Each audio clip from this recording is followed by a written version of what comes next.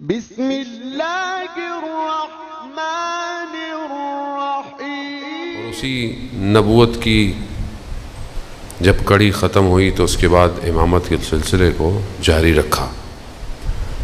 خدا اپنی مخلوق سے محبت کرتا ہے، خدا نہیں چاہتا اس کی مخلوق جو ہے وہ مشکل میں ہو، پریشان ہو۔ لیکن ہم ظاہری زندگی میں دیکھتے ہیں کہ انسان ہے، انسان کیا کہتا ہے؟ انسان یہ کہتا ہے کہ پروردگار یہ میرے ساتھ کیا ہوا، میرے ساتھ یہ کیوں ہوا۔ جیسے ہم لوگ عام زندگی میں بعض اوقات کوئی عمل اچھا کرتے ہیں یا کوشش کرتے ہیں، مولانا صاحب ہم تو ادھر بھی زیارت پہ گئے، ادھر بھی گئے، ہم نے تو یہ عمل 40 دن کیا، وہ کیا، مگر پھر بھی جو ہے وہ ہمارا تو خدا لگتا ہے کہ دیکھ ہی نہیں رہا۔ ہم ذرا سا کوئی نیک کام کرتے ہیں اور اس پر طلبگار ہو جاتے ہیں خدا سے، خدا کی بارگاہ میں، کہ جیسے یہ بھول جاتے ہیں۔ میں قرآن داستان ہے، آپ نے سنی ہے، قرآن کے واقعات ہیں۔ پروردگار قرآن میں احسن القصص بیان کر رہا ہے، بہترین قصے خدا قرآن میں بیان کرتا ہے۔ حضرت ایوب کا واقعہ آپ نے سنا ہوا، پروردگار نے امتحان میں ڈالا۔ پہلے کیا کیا؟ پہلے مال دولت ثروت خدا نے لے لی، باغ کھیتی باڑی سب جو تھی سب، پھر اولاد مریض ہو گئی، آہستہ آہستہ سب ختم، خود بھی مریض ہو گئے، سب حضرت ایوب نے برداشت، مطلب صبر کیا، کچھ نہیں۔ پھر ایک وقت آیا کہ لوگوں نے تانے دینا شروع کر دیے، جیسے ہماری زندگی میں بھی ہوتا ہے نا۔ میں کہیں گیا ہوا تھا تو وہاں بریکٹ میں، کیونکہ اپنی زندگی سے داستانوں کو کورلیٹ نہ کرو تو پھر سمجھ میں نہیں آتی۔ کسی نے کہا مولانا وہ ہمارے صرف بیٹے ہیں، بیٹی نہیں ہے گھر میں، اور لوگ ہمیں کہتے ہیں خدا آپ کے اوپر رحمت نہیں کر رہا۔ لوگ تو کہیں نہیں روکتے، لوگوں کی زبانوں نے تو انبیاؤں کو نہیں چھوڑا، ہم کہاں ہیں؟ یعنی لوگ خود ڈیزائن کرنا شروع کر دیتے ہیں، اچھا اس کے ساتھ یہ ہوا، اس کی وجہ یہ ہوگی، آپ کے ساتھ یہ ہوا، اس کی وجہ خود نہیں ہے، خدا امتحان میں دے کر بھی امتحان لیتا ہے اور چھین کر بھی امتحان لیتا ہے، اس کا قانون یہی ہے۔ اور کوئی یہ تصور کرے کہ میری زندگی بہت اچھی ہو جائے، مولانا صاحب زندگی میں کچھ ایسا وظیفہ دے دیں گے سب اچھا ہو جائے، سب زبردست، کوئی پریشانی نہ ہو، کوئی مشکل نہ ہو، تو وہ ایسی پھر دنیا تھوڑی ہے، وہ پھر تو وہ جنت ہے۔ پھر تو یہ جو مشکل نہ ہو، پریشانی نہ ہو، حسد نہ ہو، کینہ نہ ہو، درد نہ ہو، تکلیف نہ ہو، بیماری نہ ہو، غم نہ ہو، تو وہ تو جنت ہے، دنیا تھوڑی ہے۔ دنیا کی خاصیت یعنی دنیا کی ذات میں مصیبت ہے، امتحان ہے۔ نبیوں کو خدا نے امتحان میں ڈالا، میں اور آپ کون ہوتے؟ تو حضرت ایوب کو تانے دینا شروع کہ کوئی نہ کوئی ایسی بات ہوگی جس کی وجہ سے اللہ نے ان پر اتنی مشکلات ڈالی۔ جب یہ کہنا شروع ہو گئے تو حضرت ایوب کہا پروردگار تو نے مال لیا، میں نے صبر کیا، تو نے اولاد، میں نے صبر کیا، تو نے مجھے مریض کر دیا، میں نے صبر کیا، لیکن یہ لیکن جیسے ہی نکلنے لگا نا حضرت ایوب کی زبان سے، خدا نے کہا رک جاؤ ایوب، یہ جو تم نے صبر کیا یہ تمہیں صبر دیا کس نے تھا؟ تم نے خود صبر کیا تھا۔ مولانا صاحب 40 دن یہ پڑھا ہے، 40 دن کس نے توفیق دی پڑھنے کی؟ کس نے جانے کی توفیق دی؟ خود 5 نیکیاں کریں، کہتے ہیں مولانا صاحب ہم تو 5 وقت کی نماز پڑھتے ہیں، ہمارے پھر بھی حالات ٹھیک نہیں ہے۔ یہ جنرل ایشو ہے ہمارا۔ بھائی آپ نماز پڑھتے ہیں، کوئی احسان کرتے ہیں اللہ پہ؟ اللہ کو آپ کی نمازوں کی ضرورت ہے، مگر اسے تو پوری دنیا بھی نہ مانے تو وہ پھر بھی خالق ہے۔ نماز تو ہم اپنے لیے پڑھتے ہیں، کیونکہ نماز نہ پڑھیں تو آپ تو لا دین ہو جائیں گے، آپ کا دین ہی نہیں ہے، انسان فارغ ہو جائے گا۔ تو خدا کی طرف ایک قدم بڑھا کر اور یہ ایک قدم بھی وہ چاہتا ہے تو آپ بڑھاتے ہو، ورنہ کوئی اس کی طرف بڑھ.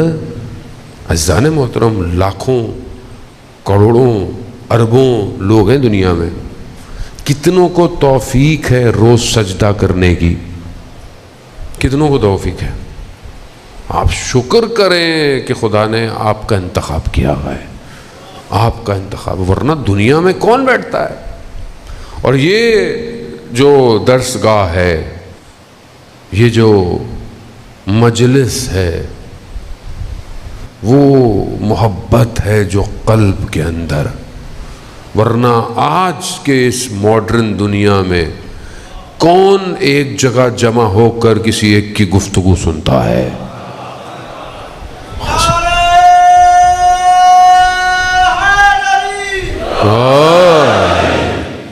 وہ کون سنتا ہے؟ کون جمع ہوتا ہے؟ آج دیکھیں پوری دنیا میں لوگ جمع ہوئے ہیں، یہاں پہ دوسرے امام بارگاہ، ادھر جائیں، پوری دنیا میں.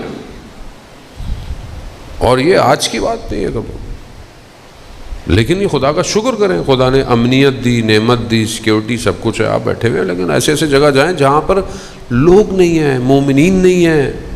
وہاں لوگ کتنے کلومیٹر، 100 کلومیٹر چل کر آ کر ایک جگہ پہنچتے ہیں کہ عزاداری ہو جائے. اب تو حالات بہت بہتر ہیں، اب تو آپ آن لائن ہے، اب آپ اگر نہیں بھی ہے، مجھے بھی کل پرسوں کسی نے میسج کیا، کسی جگہ پر ویسٹ میں ایسی جگہ پر ہے جہاں شاید آس پاس مومنین نہیں ہے، امام بارگاہ نہیں ہے، تو کہنے لگے مولانا صاحب جب سے یہاں آئے ہیں اس محرم میں تو بس یہ جو آن لائن مجلس ہیں یہی آسرا ہے ہمارے لیے. تو وہ اب تو یہ آپشن ہے، پہلے تو یہ نہیں ہوتا تھا. لیکن پھر بھی لوگوں نے حسین ابن علی کے ذکر کو جاری رکھا، اور یہ ہمارا کمال نہیں ہے، یہ ان کا کمال ہے جنہوں نے ہمارا انتخاب کیا ہوا ہے کہ ہمارے ذکر کو جاری رکھو. ذکر کی حفاظت خود خدا کرتا ہے اور کوئی نہیں کر سکتا. پروردگار نے اسی انسان کو کمال پہ پہنچانے کے لیے یہ اولیاء کا سلسلہ جاری کیا، ورنہ انسان نہیں پہنچ سکتا. قرآن جہاں بہت ساری جو ہے وہ آخرت کی تصویر کھینچ رہا ہے، کینوس، قرآن کی بہت ساری آیتیں قیامت کے منظر کو بیان کر رہی ہیں. اسی طرح ایک آیت ہے پروردگار، یقیناً سورہ اسراء کی آیت ہے، پروردگار اس کہہ رہا ہے کہ کچھ لوگ ہوں گے کہ جن کے دائیں ہاتھ میں کتاب دی جائے گی، اور وہ اس کو کھولیں گے، اور اس کو کھولنے کے بعد وہ سر بلند ہو کر جو ہے وہ بہشت کی طرف چلے جائیں گے. اسی طرح اس آیت میں قرآن کی پروردگار یہ نہیں کہہ رہا کیونکہ جو دوسرے لوگ ہیں ان کے بائیں ہاتھ میں کتاب دی جائے گی. کچھ میں کتاب بائیں ہاتھ میں، کچھ میں کہا گا کہ اس کے علاوہ جتنے بھی لوگ ہیں وہ قیامت میں نابینا ہوں گے.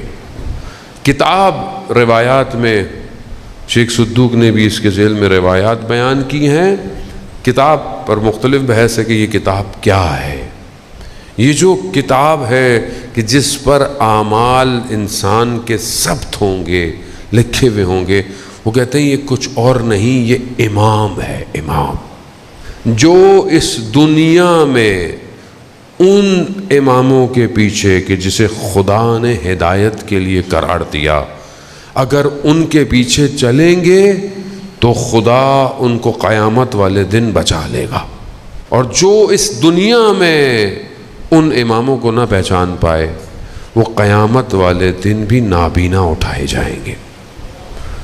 اب یہ ہمارے اپنے اوپر ہے کہ ہم اپنی زندگی کے اندر کس کو اپنا امام مانتے ہیں. امام کسے کہتے ہیں جان محترم؟ یہ معاملہ کسی فرقے کا، کسی گروپ کا، کسی دین کا نہیں ہے. یہ معاملہ اس سے بہت وسیع ہے. امام کی ضرورت ہے امت کو، بغیر امام کے امت کو چلایا نہیں جا سکتا. نظام الہی ہے، یہ کائنات خدا نے بنائی ہے، خدا بہتر جانتا ہے اس کو کیسے چلانا ہے. اس میں میری آپ کی ناراضگی کی ضرورت ہی نہیں ہے کہ خدا نے اس کو کیوں بنایا. خدا نے پہلا شخص بھی اتارا تو نبی تھا، یعنی ہدایت کے بغیر خدا کسی کو نہیں چھوڑتا. آخری نبی کے بعد کوئی نبی نہیں آئے گا. رسول خدا ختم مرتبت ہیں، آخری نبی ہیں، نبوت ختم ہو گئی، نبوت کوئی نہیں آئے گی. مگر آخری نبی نے جاتے جاتے ایک نظام دے دیا. اب کسی نے اس کو بہت مضبوطی سے پکڑ لیا، کسی نے اس کو تھوڑا ہلکا ہلکا پکڑا، لیکن پکڑا ہوا ہے سب نے. اس لیے اختلاف کی ضرورت نہیں ہے لوگ مانتے ہیں. ہمارا مسئلہ یہ ہے کہ جب لوگ مانتے ہیں تو ہم کہتے ہیں ہمارے جیسا کیوں نہیں مانتا. جتنا مان رہا ہے اسے ماننے دیں. ابھی ہم سب کو اس کا انتظار کرنا ہے جو غیبت کے پردے میں ہے، اور وہ سب کا امام ہے.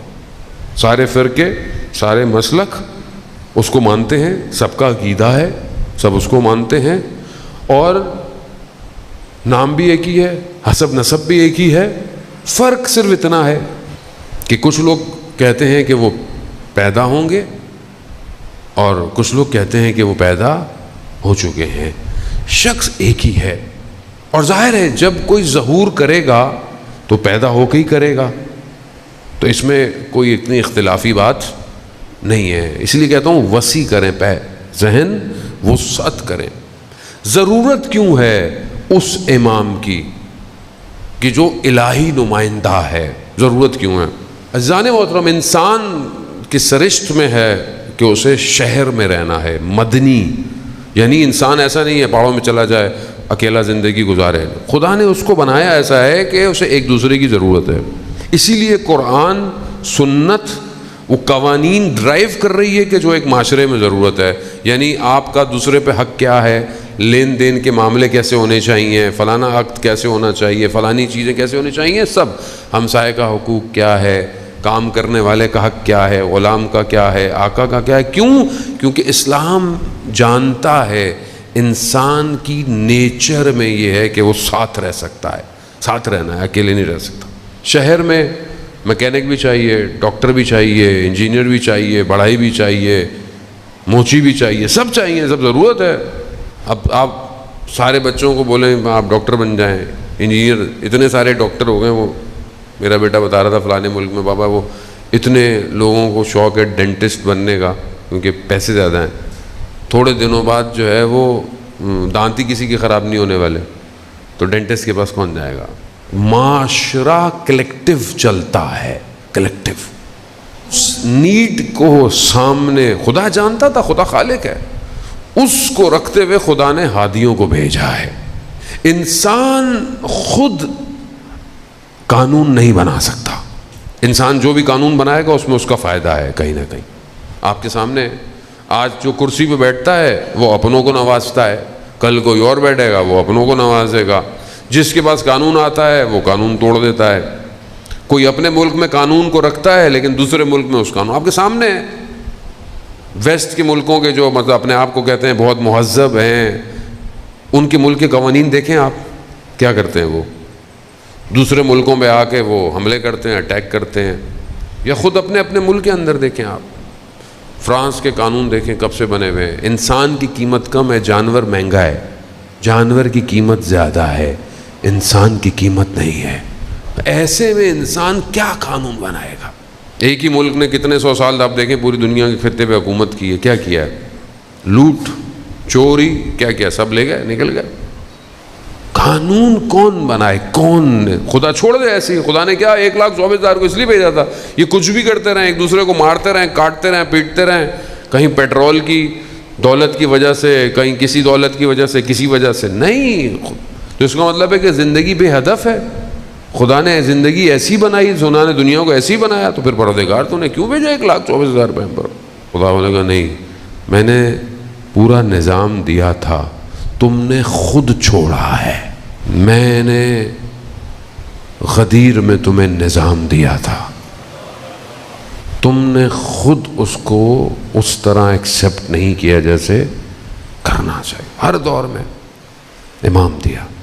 آج آپ کے سامنے دنیا چیخ رہی ہے، جنگیں ہو رہی ہیں، پانی کی جنگ، کھانے کی جنگ، پیٹرول کی جنگ.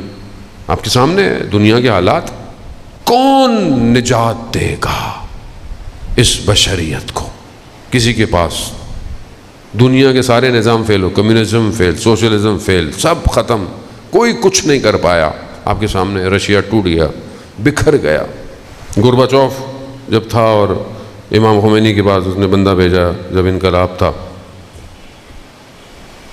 امام نے اس کو لیٹر لکھا تھا کہ میں تمہیں اسلام کی دعوت دیتا ہوں، دعوت.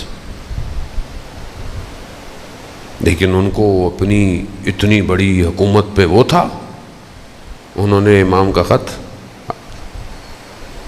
مگر امام خمینی نے کہا کہ میں سن رہا ہوں کمیونزم کی ہڈیوں کو چٹکتے ہوئے. کیا ہوا آپ کے سامنے؟ اور کس چیز سے ٹوٹا؟ یہ خود گورباچوف نے بعد میں کچھ سالوں کے بعد جب وہ برسی پہ آیا، اس کے بعد اس نے کہیں امریکہ میں کہیں انٹرویو میں بتایا